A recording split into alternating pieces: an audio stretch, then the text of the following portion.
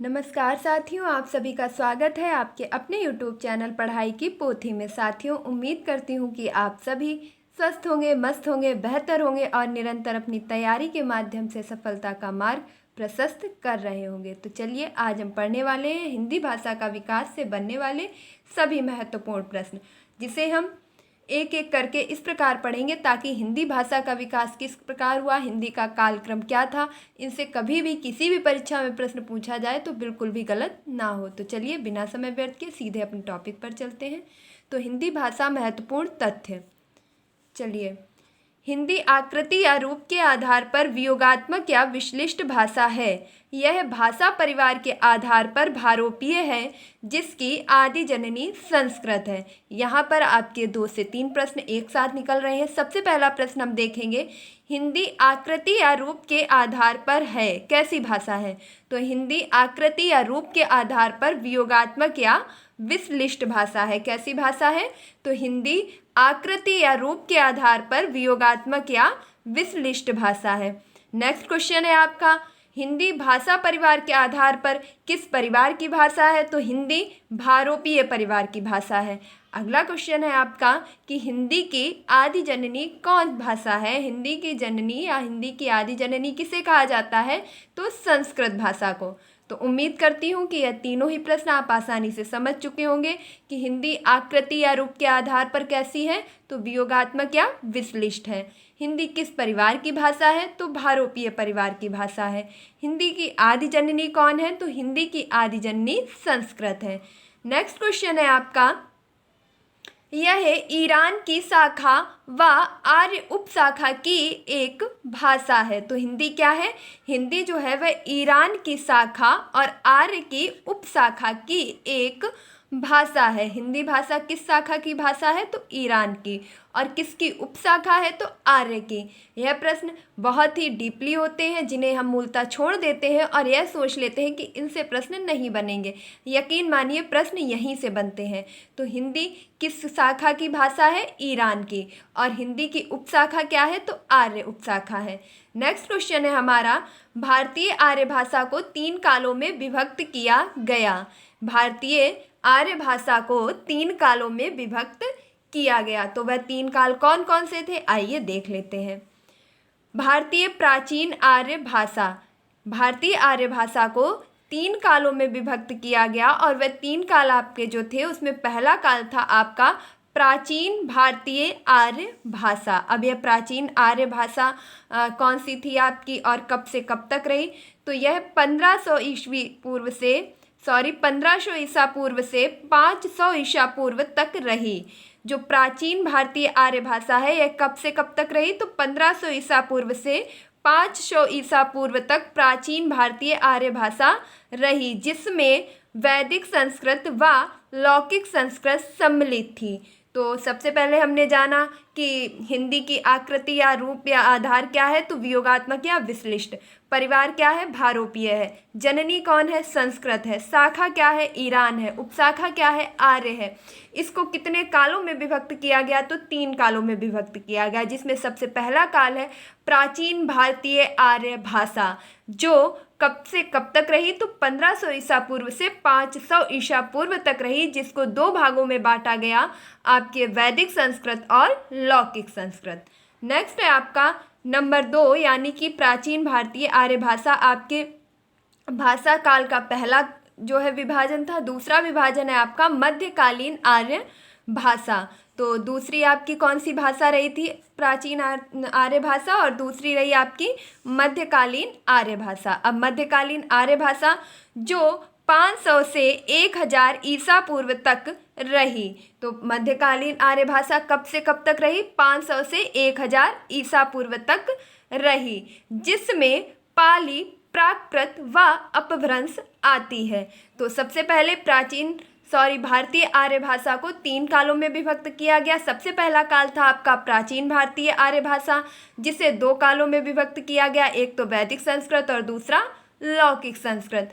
फिर बात आती है मध्यकालीन आर्य भाषा की, जिसका काल रहा 500 से 1000 ईसा पूर्व तक, और जिसे 2 या 3 भागों में विभक्त किया गया। पहला था पाली, प्राकृत या अपभ्रंश में। नेक्स्ट आता है तीसरा विभाजन आपका आधुनिक भारतीय आर्य भाषा। तीसरा विभाजन कौन सा है? आधुनिक भारतीय आर्य भाषा। और यह कब से कब तक रही? तो 1000 ईस्वी से अब तक जो भाषा हम प्रयोग कर रहे हैं वह कौन सी भाषा है? आधुनिक भारतीय आर्य भाषा। तो 1000 ईस्वी से अब तक हम जिस भाषा को प्रयोग कर रहे हैं वह हमारी कौन सी भाषा है? आधुनिक भारतीय आर्य भाषा, जिसे हिंदी और हिंदीतर, हिंदीतर का मतलब होता है हिंदी से इतर, हिंदी से भिन्न, हिंदी से अलग। तो जिसे हिंदी और हिंदीतर यानी कि उड़िया, बंगला, मराठी, गुजराती, सिंधी आदि आदि भाषाएं शामिल हैं। तो हमने सबसे पहले क्या पढ़ा था कि आपकी जो हिंदी भाषा है वह रूप के आधार पर कैसी है? वियोगात्मक या विश्लिष्ट। भाषा परिवार भारोपीय। इसकी आदि जननी कौन है? तो संस्कृत। यह किस शाखा की भाषा है? ईरान की। यह किस उपशाखा की भाषा है? तो आर्य उपशाखा की। इसे कितने कालों में विभक्त किया गया? तो आपकी भारतीय आर्य भाषा को प्रमुख 3 कालों में विभक्त किया गया, और वह 3 काल थे आपके प्राचीन भारतीय आर्य काल और मध्यकालीन आर्य भाषा, और इसके बाद आता है आपका आधुनिक भारतीय आर्य भाषा। अब हम पढ़ेंगे कि जो हमारा प्राचीन भारतीय आर्य भाषा है इसमें 2 प्रकार की भाषाएं आपकी आई। कौन कौन सी? तो संस्कृत, और वो संस्कृत भी कैसी? 2, एक वैदिक संस्कृत और दूसरी लौकिक संस्कृत। तो सबसे पहले हमने जाना कि भारतीय आर्य भाषा को 3 कालों में बांटा गया: प्राचीन भारतीय आर्य भाषा, मध्यकालीन आर्य भाषा, आधुनिक आर्य भाषा। अब हम एक एक करके जो इसके अंदर भाषाओं को विभाजित किया गया है उनके बारे में विस्तार से जानेंगे। जैसे सबसे पहला विभाजन आता है प्राचीन भारतीय आर्य भाषा। तो प्राचीन आर्य भाषा यानी कि प्राचीन भारतीय आर्य भाषा में हमने जैसा कि ऊपर पढ़ा था, इसे 2 भागों में विभाजित किया गया। पहला था आपका वैदिक संस्कृत और दूसरा था आपका लौकिक संस्कृत। अब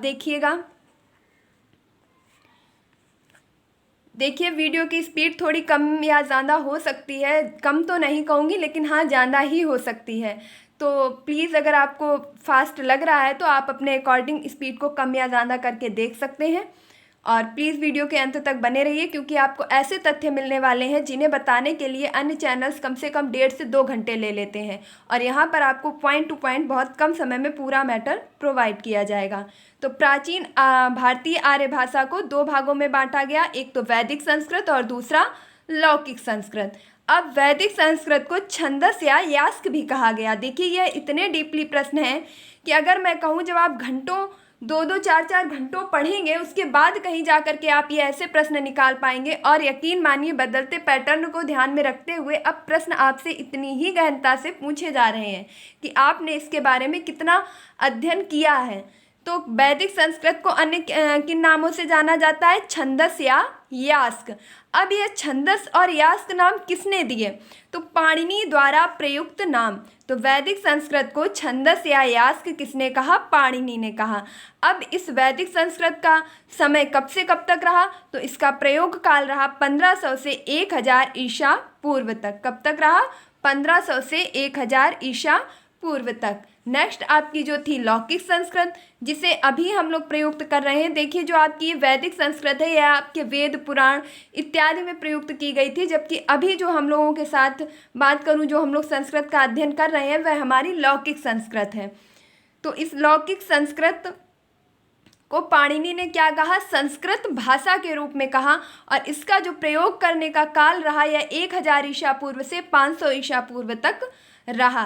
तो चलिए अब हमने सबसे पहला जो काल विभाजन था प्राचीन भारतीय आर्य भाषा, जिसमें 2 भाषाएं बांटी गई, वैदिक संस्कृत और लौकिक संस्कृत। अब नेक्स्ट हम पढ़ेंगे अपना मध्यकालीन आर्य भाषा।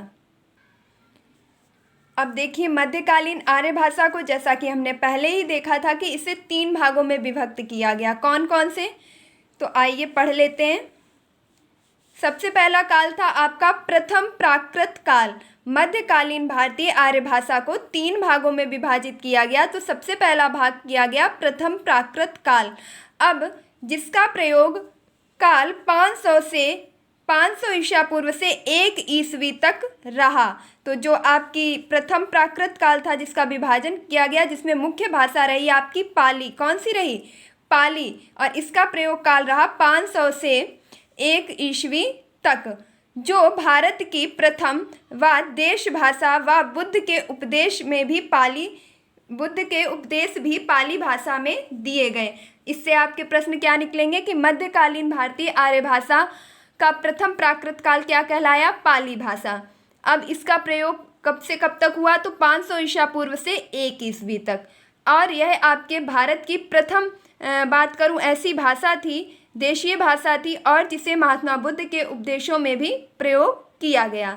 नेक्स्ट अगर मैं बात करूं द्वितीय प्राकृत काल, और इस द्वितीय प्राकृत काल में प्राकृत जिसका प्रयोग, कौन सी भाषा इसमें मुख्य रही? तो प्राकृत।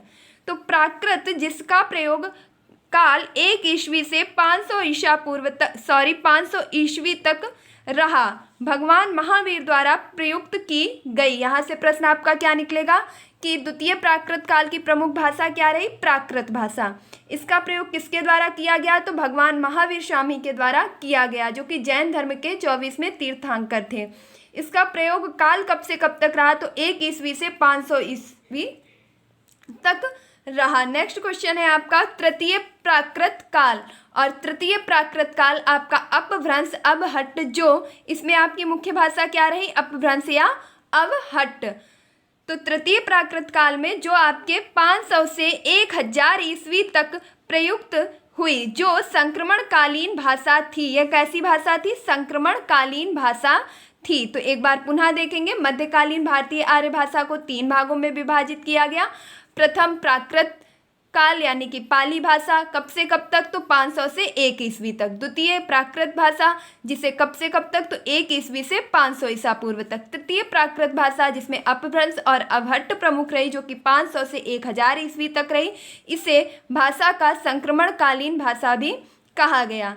नेक्स्ट अब हमारा तीसरा जो भाषा काल था वह था आधुनिक भारतीय आर्य भाषा। कौन सा था? आधुनिक भारतीय आर्य भाषा। अब इसमें कौन कौन सी भाषाएं आई? तो इसका विभाजन भी आपके 3 भाषाओं में किया गया। वह 3 भाषाएं कौन कौन सी थी? प्राचीन हिंदी। कौन सी थी? प्राचीन हिंदी। इसका विभाजन कब से कब तक किया गया? तो 1100 ईस्वी से 1400 ईस्वी तक। 1100 ईस्वी से 1400 ईस्वी तक। अब देखिए 1000 ईस्वी तक हमने अपभ्रंश और अवहट्ट को किया, जबकि प्राचीन हिंदी 1100 ईस्वी से 1400 ईस्वी तक। मध्यकालीन हिंदी यानी कि 1400 ईस्वी से 1850 ईस्वी तक। आधुनिक हिंदी जो अभी हम प्रयुक्त कर रहे हैं 1850 से अब तक। तो हमने सबसे पहले क्या पढ़ा कि भाषा परिवार के आधार पर हिंदी किस भाषा परिवार की भाषा है? तो भारोपीय परिवार की। रूप या आकृति के आधार पर विश्लिष्ट या वियोगात्मक है। किस शाखा की भाषा है? तो ईरान शाखा की। किस उपशाखा की भाषा है? तो आर्य उपशाखा की। हिंदी के काल को कितने भागों में विभाजित किया गया? तो भारतीय हिंदी आर्य भाषा को 3 कालों में विभक्त किया गया। सबसे पहले आपने क्या पढ़ा था? तो सबसे पहले हमने पढ़ा था प्राचीन भारतीय आर्य भाषा, फिर हमने देखा अभी मध्यकालीन आर्य भाषा, और अभी हमने लास्ट में बिल्कुल देखा आधुनिक भारतीय आर्य भाषा। तो अब हम पढ़ेंगे कि इन सभी को मिलाकर के जो हिंदी का विकास या कालक्रम पूछ लिया जाता है कि कैसे कैसे हुआ, किसके बाद किस भाषा का बात करूं उदय हुआ, तो सबसे पहले आपके कौन सी भाषा आई? संस्कृत। अब संस्कृत में आप यहाँ मेंशन रखेंगे 2 चीज़ें कि सबसे पहले थी आपकी वैदिक संस्कृत और उसके बाद लौकिक संस्कृत। तो संस्कृत में भी कौन सी? सबसे पहले वैदिक संस्कृत और उसके बाद लौकिक संस्कृत। अगर ऑप्शन में आपको इस तरह से दिया जा रहा है तो, और अगर लौकिक या वैदिक इस प्रकार के किसी भी शब्द को इंक्लूड नहीं किया जा रहा है तो सिर्फ आप संस्कृत भी ध्यान रख सकते हैं। तो संस्कृत, उसके बाद पाली जो आपकी किसकी भाषा थी? मध्यकालीन भारतीय आर्य भाषा की एक भाषा थी पाली। फिर आपके प्राकृत, अपभ्रंश, अवहट्ट, इसके बाद प्राचीन हिंदी और फिर प्रारंभिक हिंदी। अब देख लीजिएगा संस्कृत और पाली। पाली आपकी किस धर्म में प्रयुक्त होने वाली भाषा थी? बौद्ध धर्म में। महात्मा बुद्ध के उपदेशों में जिस भाषा का प्रयोग किया गया वह आपकी पाली भाषा थी। प्राकृत भाषा महावीर स्वामी के द्वारा प्रयुक्त की जाने वाली भाषा थी जो जैन धर्म से संबंधित थे।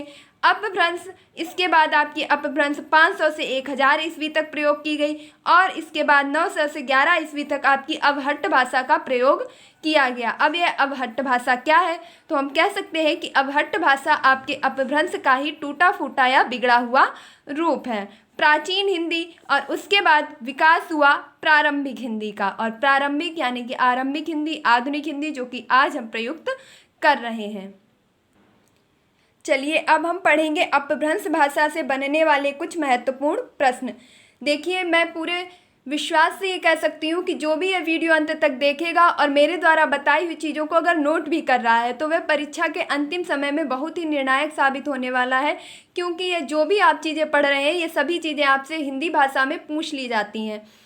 अब हम पढ़ेंगे अपभ्रंश के बारे में। तो अपभ्रंश आपके 500 से 1000 ईस्वी तक रही, जिसको अगर हम विच्छेद करेंगे तो होगी अप धन भ्रंश धन धज, यानी कि धई प्रत्यय लगाने से आपके अप प्लस भ्रंश प्लस घई प्रत्यय लगाने से जो बनता है शब्द वह होता है आपका अपभ्रंश। यकीन मानिए परीक्षा का पैटर्न ऐसा ही हो रहा है। अब वह आपसे क्रम नहीं पूछता कि संस्कृत वाली प्राकृत, अपभ्रंश, अवहट्ट, प्राचीन हिंदी और प्रारंभिक हिंदी। अब वह आपसे पूछेगा कि अपभ्रंश का संधि विच्छेद क्या होगा, अपभ्रंश को शाब्दिक अर्थ में क्या कहते हैं, इसके बाद आपके काल के हिसाब से हिंदी को कितने कालों में बांटा गया। इस प्रकार से आपसे अंदर से प्रश्न पूछे जा रहे हैं, तो आप इस वीडियो को अंत तक देखिए और चीज़ों को नोट भी कीजिए।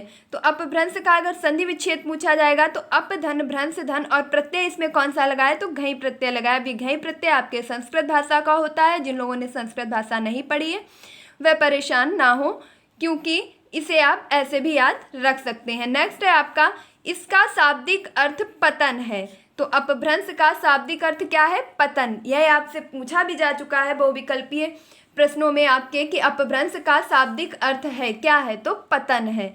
अभीष्ट अर्थ, अब अपभ्रंश का अभीष्ट अर्थ क्या है, तो प्राकृत भाषा से विकसित भाषा विशेष का साहित्य। जो अपभ्रंश है इसका शाब्दिक अर्थ है कि प्राकृत भाषा से विकसित भाषा विशेष का साहित्य। अभी हमने क्रम पढ़ा था कि संस्कृत, पाली, प्राकृत, अपभ्रंश। तो आपकी अपभ्रंश किससे निकली है, प्राकृत से ही निकली है आपकी अपभ्रंश। तो इसका जो अभीष्ट अर्थ होगा कि प्राकृत भाषा से विकसित भाषा विशेष का साहित्य जो है उसे अपभ्रंश कहते हैं। और इसका शाब्दिक अर्थ क्या है, तो पतन है। नेक्स्ट है आपका, अपभ्रंश के प्रमुख रचनाकार स्वयंभू हैं। अपभ्रंश के प्रमुख रचनाकार कौन हुए, स्वयंभू। इन्हें अपभ्रंश का वाल्मीकि तथा व्यास के नाम से जानते हैं। इन्हें किस नाम से जानते हैं, तो अपभ्रंश का वाल्मीकि या व्यास के नाम से जानते हैं। तो अपभ्रंश का शाब्दिक अर्थ पतन है, अभीष्ट अर्थ प्राकृत भाषा से विकसित भाषा विशेष का साहित्य है। इसके प्रमुख रचनाकार स्वयंभू हैं और इन्हें अपभ्रंश का वाल्मीकि के नाम से भी जाना जाता है और इन्हें इसके साथ साथ व्यास के नाम से भी जाना जाता है। इनकी रचना का नाम पयुम चर्यु है। इनकी जो रचना है स्वयंभू की उसका नाम क्या है, पयुम चर्यु, जो कि राम काव्य पर आधारित है। यह जो पयुम चर्यु है वह आपकी किस काव्य पर आधारित है, तो राम काव्य पर। यकीन मानिए यह प्रश्न भी आपसे पूछा जा चुका है कि महर्षि स्वयंभू यानी कि आपके जो अपभ्रंश के वाल्मीकि है स्वयंभू के द्वारा रचित पयुम चर्यु किस काव्य पर आधारित है, राम काव्य, कृष्ण काव्य, भक्ति काव्य। इस प्रकार के आपसे भिन्न भिन्न ऑप्शन से पूछ लिया गया। तो आपका जो सही उत्तर होगा कि अपभ्रंश के वाल्मीकि स्वयंभू के द्वारा रचित पयुम चर्यु रचना राम काव्य पर आधारित है। इसे बिल्कुल भी नहीं भूलिएगा और फटाफट से लिखिएगा इसे पेन उठा करके अपने नोट्स में। नेक्स्ट है आपका धनपाल। धनपाल भी आपके क्या रहे हैं, रचनाकार रहे हैं। धनपाल, इनका उपनाम सरस्वती है। यह आपसे उपनाम से भी संबंधित प्रश्न पूछ लिए जाते हैं। देखिए, हिंदी की वीडियो प्लेलिस्ट में मैंने एक वीडियो बना करके डाला था कि प्रमुख कवि एवं उनके उपनाम। अगर आपने वह वीडियो नहीं देखा है तो प्लीज़ उसे देख लीजिए, वहाँ से आपका 1 नंबर जरूर कन्फर्म हो जाएगा। तो धनपाल, इनका उपनाम सरस्वती है तथा इनकी रचना भविष्यत कहा। इनकी रचना का क्या नाम है, भविष्यत कहा, जो कि अपभ्रंश का पहला प्रबंध काव्य है। अब देखिए, अपभ्रंश भाषा से आपके जितने भी प्रश्न बन सकते थे मैंने उन सारे प्रश्नों को एक साथ ले लिया है कि अपभ्रंश भाषा का शाब्दिक अर्थ पतन, अभीष्ट अर्थ प्राकृत भाषा से विकसित भाषा विशेष का साहित्य, इसके प्रमुख रचनाकार स्वयंभू, इनका उपनाम अपभ्रंश का वाल्मीकि या व्यास, प्रमुख रचना पयुम चर्यु, किस पर आधारित, राम काव्य पर। अब आपके अपभ्रंश का पहला प्रबंध काव्य कौन सा है? तो अपभ्रंश भाषा का पहला प्रबंध काव्य है भविष्यत कहा। कौन सा है? भविष्यत कहा। और ये किसके द्वारा रचित है? तो धनपाल जी के द्वारा रचित है, जिनका उपनाम है सरस्वती। तो अगर मैं आपसे कहूँ कि इतने ही मैटर में मैंने आपको कम से कम 10 से 15 क्वेश्चन दे दिए हैं। देखिएगा, पहला क्वेश्चन, अपभ्रंश का शाब्दिक अर्थ पतन, अपभ्रंश का अभीष्ट अर्थ। क्वेश्चन नंबर दूसरा, प्राकृत भाषा से विकसित भाषा विशेष का साहित्य। क्वेश्चन नंबर तीसरा, अपभ्रंश के प्रमुख रचनाकार स्वयंभू का उपनाम महर्षि वाल्मीकि के ही नाम पर इनका नाम क्या रखा गया? अपभ्रंश का वाल्मीकि इन्हें कहा जाता है, अपभ्रंश का वाल्मीकि। ये वह वाले वाल्मीकि नहीं है जिन्होंने रामायण की रचना की थी, यह आपके अपभ्रंश के वाल्मीकि हैं, स्वयंभू। नेक्स्ट अगर मैं आपसे अब क्वेश्चन करूं कि अपभ्रंश से आधुनिक भारतीय आर्य भाषाओं का विकास। अब आपके अपभ्रंश से किस प्रकार जो है आधुनिक भाषाओं का, भारतीय भाषाओं का विकास हुआ, उन्हें भी हम देख लेंगे। देखिए, बिल्कुल भी वीडियो छोड़ करके मत जाइएगा, मुश्किल से 5-7 मिनट में सारी चीज़ें आपको मिलने वाली हैं। तो सबसे पहले अपभ्रंश के भेद और दूसरी तरफ हम देखेंगे आधुनिक आर्य भाषाएं। तो अपभ्रंश को आपके जो है कितने भागों में बांटा गया और उनसे किन किन आर्य भाषाओं का विकास हुआ, इनके बारे में विस्तार से जानेंगे। तो सबसे पहले हम देखेंगे सौरसेनी अपभ्रंश। कौन सी अपभ्रंश है? सौरसेनी अपभ्रंश। और इस सौरसेनी अपभ्रंश से जिन जिन भाषाओं का विकास हुआ उनमें आती हैं आपकी पश्चिमी हिंदी, राजस्थानी, गुजराती। आर्य भाषा जो है आपकी आधुनिक आर्य भाषा पश्चिमी हिंदी, राजस्थानी, गुजराती, यह किस अपभ्रंश से विकसित हुई है? तो सौरसेनी अपभ्रंश से। नेक्स्ट क्वेश्चन है आपका अर्धमागधी अपभ्रंश। और अर्धमागधी अपभ्रंश से जो आर्य भाषा आपकी विकसित हुई है वह है आपकी पूर्वी हिंदी। अर्धमागधी अपभ्रंश से कौन सी आर्य भाषा विकसित हुई है? पूर्वी हिंदी। नेक्स्ट है आपका मागधी अपभ्रंश। देखिए, जो भी वीडियो छोड़ के जा चुके हैं, यकीन मानिए वे बहुत बड़ा नुकसान कर रहे हैं, क्योंकि यहीं से आपके 1 से 2 नंबर पूछ लिए जाएंगे। आप लिख के ले लीजिए कि कौन सी आर्य भाषा किस अपभ्रंश से निकली है, या इनमें से कौन सी भाषा इस अपभ्रंश से नहीं निकली है। यही प्रश्न लगातार आपसे पूछे जाते हैं। आपसे पूछा जाएगा कि पश्चिमी हिंदी, राजस्थानी, गुजराती, पूर्वी हिंदी, इनमें से कौन सी आर्य भाषा सौरसेनी अपभ्रंश से नहीं निकली है? तो कौन सी नहीं निकली है? पूर्वी हिंदी। इस प्रकार अगला हम पढ़ रहे थे अर्धमागधी अपभ्रंश से कौन सी निकली है? पूर्वी हिंदी। अगला हम देखेंगे मागधी अपभ्रंश। और मागधी अपभ्रंश से जो हमारी आर्य भाषाएं निकली हैं उनमें है आपकी बिहारी, उड़िया, बांग्ला, असमिया। कौन कौन सी है? बिहारी, उड़िया, बांग्ला, असमिया। ये किस अपभ्रंश से विकसित भाषाएं हैं? मागधी अपभ्रंश से। नेक्स्ट है आपका खस अपभ्रंश। और खस अपभ्रंश से आपकी जो आर्य भाषाएं विकसित हुई हैं उनमें आपकी पहाड़ी भाषाएं हैं। कौन कौन सी है? पहाड़ी, जैसे कि कौन कौन सी आ जाएंगे आपकी? कुमायूनी, गढ़वाली, यह आपकी पहाड़ी भाषाएं किस अपभ्रंश से विकसित हुई हैं? खस अपभ्रंश से। अब आपसे प्रश्न पूछ लिया जाएगा कि पहाड़ी भाषाओं की जो आपके अपभ्रंश है वह कौन सी अपभ्रंश है? पहाड़ी भाषाओं का विकास किस अपभ्रंश से हुआ है? तो खस अपभ्रंश से हुआ है। नेक्स्ट है आपका ब्राह्मण अपभ्रंश। तो ब्राह्मण अपभ्रंश से आपके जो भाषा निकली है वह है आपकी पंजाबी। ब्राह्मण अपभ्रंश से कौन सी निकली है? पंजाबी या सिंधी। तो ब्राह्मण अपभ्रंश से पंजाबी या सिंधी। नेक्स्ट है आपका महाराष्ट्रीय अपभ्रंश। तो महाराष्ट्रीय अपभ्रंश से आपके जो एक भाषा निकली है वह मात्र एक भाषा निकली है और वह है आपकी मराठी भाषा। कौन सी है? मराठी भाषा। तो एक बार फटाफट से इन भाषाओं को पुनः देख लीजिएगा कि सौरसेनी अपभ्रंश से आपके निकलने वाली आर्य भाषाएं पश्चिमी हिंदी, राजस्थानी, गुजराती। अर्धमागधी अपभ्रंश से निकलने वाली भाषाएं हैं पूर्वी हिंदी। मागधी अपभ्रंश से विकास हुआ बिहारी, उड़िया, बंगला और असमिया का। खस अपभ्रंश से विकास हुआ पहाड़ी हिंदी का, यानी बात करूं पहाड़ी भाषाओं का, जैसे कुमायूनी, गढ़वाली। ब्राह्मण अपभ्रंश से आपके पंजाबी और सिंधी का विकास हुआ। वहीं महाराष्ट्रीय अपभ्रंश से आपके मराठी भाषा का विकास हुआ। तो ये तो हमने अपभ्रंश के बारे में जाना। अब हम जानेंगे अवहट्ट के बारे में। जैसा कि मैंने आपको पहले ही बताया था कि अवहट्ट किसे कहते हैं? अपभ्रष्ट शब्द। अवहट्ट का मतलब क्या है? कि अपभ्रष्ट शब्द का विकृत रूप। अपभ्रष्ट शब्द का विकृत रूप। इसे अपभ्रंश का अपभ्रंश या परवर्ती अपभ्रंश कहते हैं। इसे अपभ्रंश का अपभ्रंश, अपभ्रंश का अपभ्रंश या परवर्ती अपभ्रंश कहते हैं। यह आपका, अगर मैं कहूँ, बहुत ही ज़्यादा महत्वपूर्ण प्रश्न है। आपसे पूछ लिया जाएगा कि अपभ्रंश का अपभ्रंश किसे कहा जाता है, तो किसे कहा जाता है? अवहट्ट को। या परवर्ती अपभ्रंश किसे कहा जाता है? यकीन मानिए जब 4 ऑप्शन आपके सामने होंगे तो कन्फ्यूजन अपनी चरम सीमा पर होगा, अगर आपने चीज़ों को नहीं पढ़ा है, ध्यान से नहीं सुना है। तो एक बार फिर से सुन लीजिएगा कि अवहट्ट क्या है।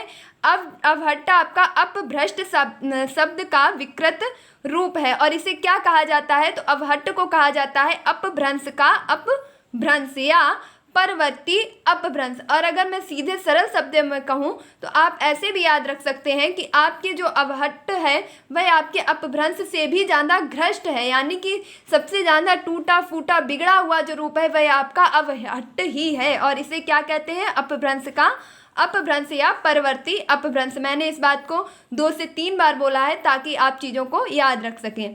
इससे प्रश्न आपसे पूछा जा सकता है कि इसके प्रमुख रचनाकार हैं। अवहट्ट भाषा के आपके प्रमुख रचनाकार कौन कौन रहे हैं? तो अब्दुल रहमान। कौन रहे हैं? अब्दुल रहमान। और इनकी प्रमुख रचना कौन सी रही है? तो सन्नेह रासय संदेश रासक। कौन सी रही है? सन्नेह रासय या संदेश रासक। तो अवहट्ट के प्रमुख रचनाकार अब्दुल रहमान। पीछे मैंने आपको अभी अभी बताया था कि अपभ्रंश के प्रमुख रचनाकार कौन रहे हैं? स्वयंभू। और इन्हें क्या कहा गया? अपभ्रंश का वाल्मीकि। वहीं अवहट्ट के प्रमुख रचनाकार कौन रहे हैं? अब्दुल रहमान। और कौन रहे हैं? दामोदर पंडित। और इनकी रचना है उक्ति व्यक्ति प्रकरण। क्या है? उक्ति व्यक्ति प्रकरण। नेक्स्ट है आपके ज्योतिरीश्वर ठाकुर। ज्योतिरीश्वर ठाकुर और इनकी रचना है वर्ण रत्नाकर। क्या है? वर्ण रत्नाकर। और अवहट्ट के ही आपके बहुत ही प्रसिद्ध कवि रहे हैं विद्यापति। कौन रहे हैं? विद्यापति। और इनकी रचना है कीर्तिलता। अगर मैं कहूँ कि आप अवहट्ट की सभी रचनाओं को भूल जाए, लेकिन 2 रचनाएं भैया बिल्कुल भी मत भूलिएगा कि अब्दुल रहमान की संदेश रासक और विद्यापति की कीर्तिलता। विद्यापति की कीर्तिलता अवहट्ट भाषा की प्रथम रचना थी, इसे आप बिल्कुल भी नहीं भूलेंगे। कि आपसे ये पूछ लिया जाता है कि ऐसा कौन सा विद्यापति का जो है पहली रचना थी जो अवहट्ट भाषा में थी, तो वह थी आपकी कीर्तिलता। रोड कवि, इनकी जो रचना थी वह थी राउल वेल। तो अवहट्ट किसे कहते हैं? अपभ्रंश का अपभ्रंश को अवहट्ट कहते हैं। इसे परवर्ती अपभ्रंश के नाम से भी जाना जाता है। इसके प्रमुख रचनाकार हैं अब्दुल रहमान, जिनकी रचना है संदेश रासक। इसके बाद आप याद रखेंगे विद्यापति, जिनकी प्रमुख रचना है कीर्तिलता।